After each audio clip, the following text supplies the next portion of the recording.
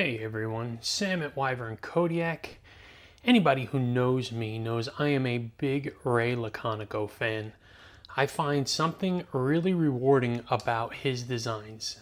Straight, clean lines, very simplistic, minimalistic type of design. I love a clean knife.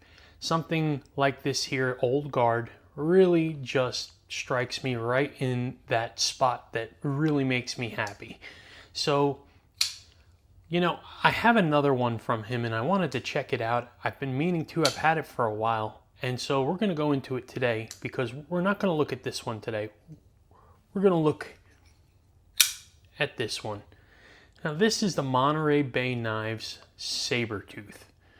And this is really not what I expect when I see a Ray Laconico knife. Now don't get me wrong, it's clean, but at the same time, these wild curves are not very Ray Laconico, but at the same time, it really is. So let's get into this thing because it's a cool knife.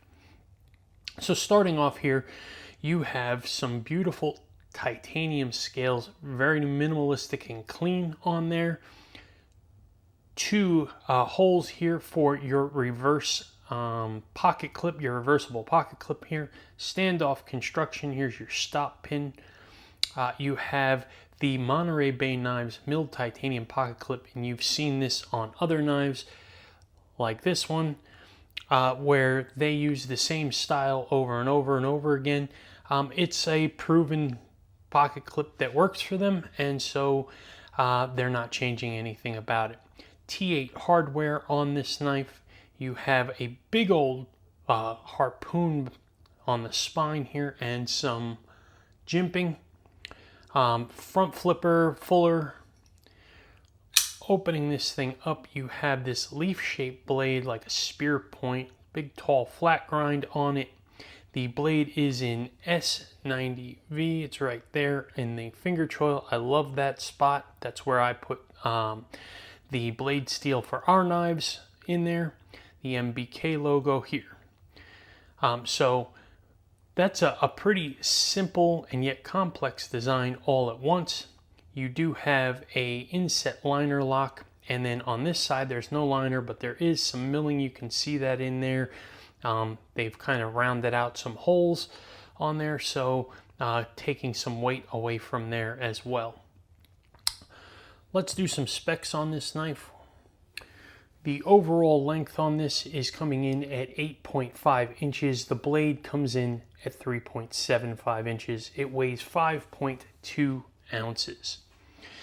Doing some size comparisons here, we're going to look at it next to the Spyderco Bodacious, and we'll look at it next to the Spyderco Manix 2. And you can see that it is bigger than both of those. Let's move this up a little bit. There we go. Bigger than both of those. So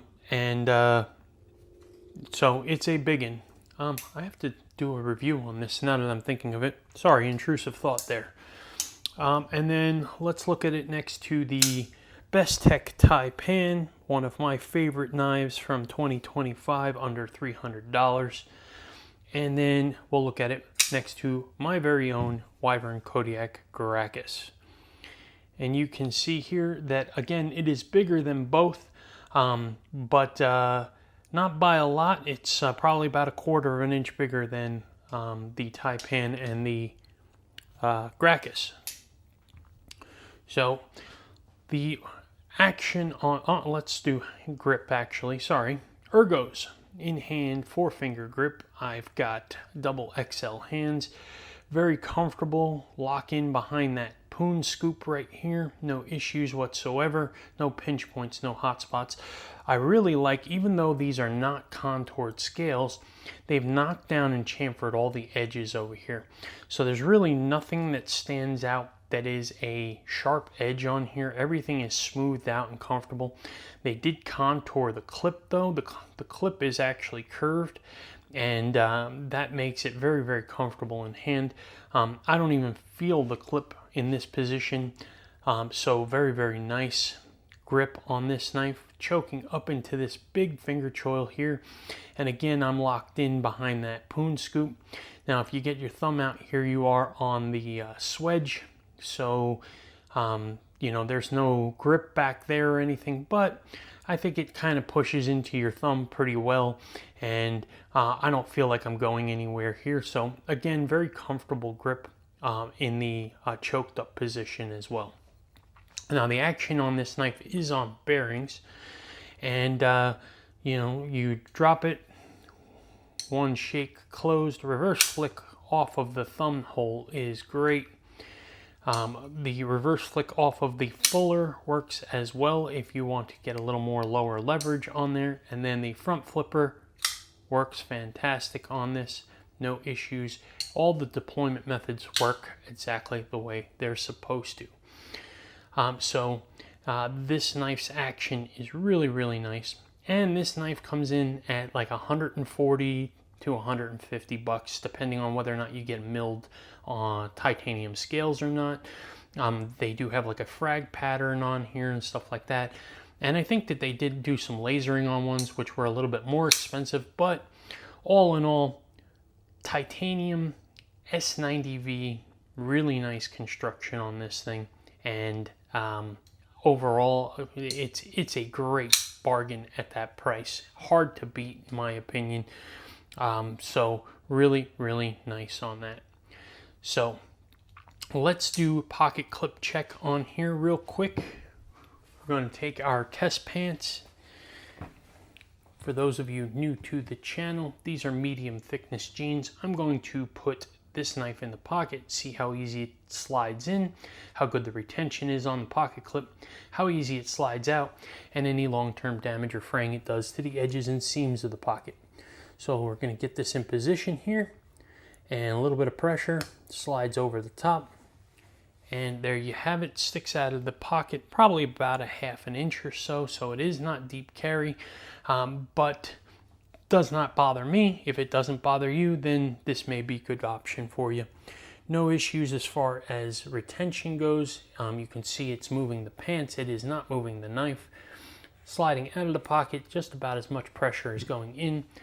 So it's a good proven pocket clip that has been repeatable and worked on all of their other knives that they've put it on. So no shock that it's working well on this one. So that's what I got for you on this one, folks. It's a pretty short one today. Is there anything I don't like on this knife? I can't sit there and say there's nothing I don't like on it. I think it's interesting and different. I think it's very not Ray Laconico, but yet in a lot of ways it is. So I think the blade shape is not a Ray Laconico style, but I think the handle, the ergos, things like that, the simplistic nature of this is very much Ray Laconico, so you can see where his influence is on that. But it is still a very cool knife nevertheless, and I dig it. I do want to get a smaller one. They call it the Wolverine, which is just like this one, just a little bit smaller. I want to get one of those in the hand and check that out. As well, I do have a Honey Badger, which is like a baby version of this, and that's very cool. I got to hang out with Sanford in Blade Show a couple times. Sanford is a really good dude, fun guy. What a crazy personality on him. He is just a ball of energy and a lot of fun. So if you ever get a chance to see him at one of the shows, go over, say hello. He's a really good dude and a lot of fun, and he makes incredible knives. So I definitely recommend checking Sanford out from Monterey Bay Knives. So that's what I got for you today, folks. Let me know what your thoughts are on this. I know that right now they are sold out on the website, but Monterey Bay Knives tends to circle back to some of their designs and drop some periodically, so keep an eye out, because something tells me that we're going to see these again. But drop me a comment. Let me know what your thoughts are on the MBK Sabertooth. And then if you're not following us on Instagram, check out our Instagram at Wyvern Kodiak.